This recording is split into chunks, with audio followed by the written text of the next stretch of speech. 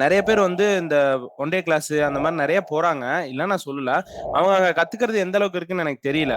ஏன்னா, அந்த கத்துக்கிறது வந்து நம்ம இப்போ எக்ஸ்போர்ட்ட தாண்டி நான் எக்ஸ்போர்ட்லயே பேசல. இப்ப வேற எந்த தொழிலா இருக்கட்டும்.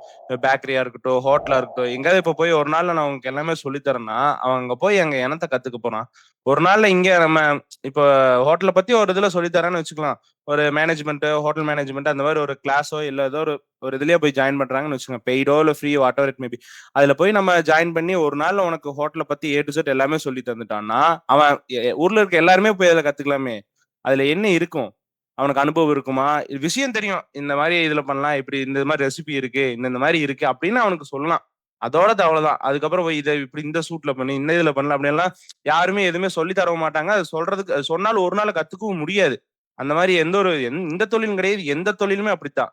எந்த ஒரு தொழிலுமே ஒரு நாள்ல கத்துக்கிற மாரி இருந்தா எல்லாருமே தொழில் ஆரம்பிச்சு நல்லா பண்ணலாமே!